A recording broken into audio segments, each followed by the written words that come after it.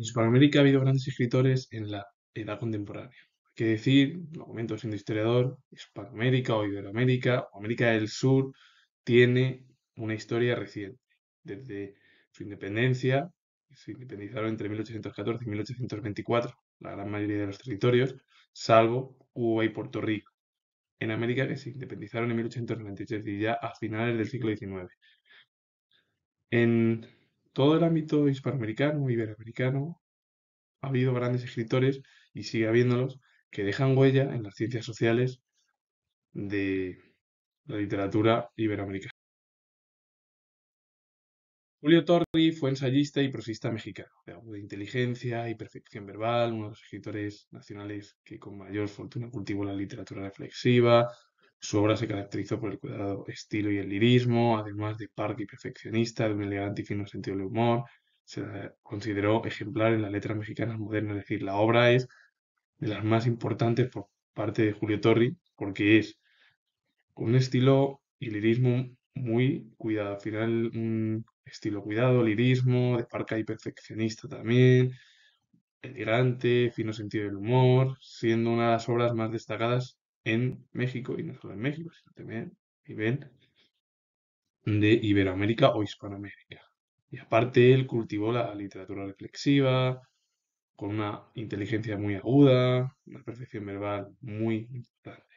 Y la obra es la literatura española de 1952, una de las figuras literarias más importantes en México, y no solo en México, sino en todo el ámbito hispanoamericano o iberoamericano. En Perú ha habido grandes escritores.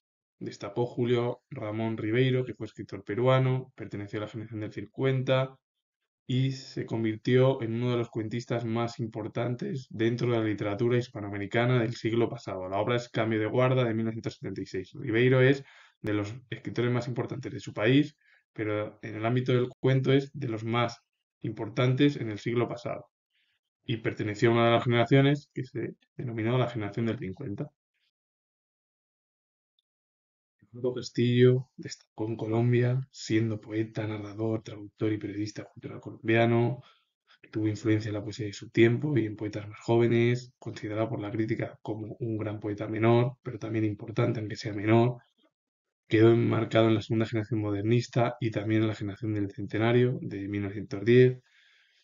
Y es uno de los, Castillo es uno de los escritores más importantes, o bueno, sí, escritores más importantes del país y de Iberoamérica, aunque fuese considerado gran poeta menor.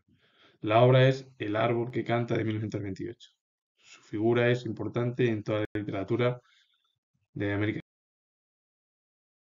En Cuba ha habido grandes escritores, aunque el más conocido de todos es José Martín, que fue escritor, pero luego fue uno de los principales líderes de la independencia de Cuba con respecto a España. Juan Marinelo fue poeta y ensayista cubano, una de las figuras intelectuales más relevantes de la cultura isleña, también muy importante en la literatura cubana.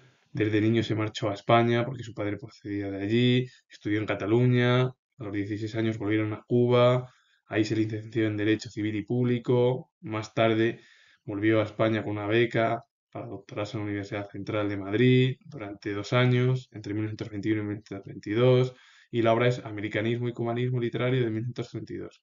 Una figura que ha estado en su país, pero que bueno, también ha vivido su infancia y su niñez en España, que siendo adolescente ya volvió de nuevo a Cuba, donde se licenció en Derecho, y a partir de ahí, con una beca, volvió a Madrid para doctorarse durante 2 años.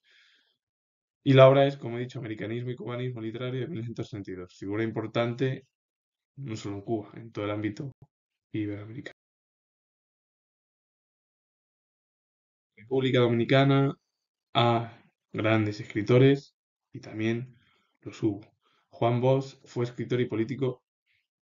Él, en su faceta política, estuvo 2 décadas o más de 2 décadas en el exilio por su oposición a la dictadura o régimen dictatorial de Rafael Leónidas Trujillo, que estuvo gobernando más de 30 años. A partir de ahí, en 1963, el propio Juan Bosch se convirtió en presidente del país, pero aparte de su faceta política, tuvo una faceta artística en el ámbito de la literatura de su país.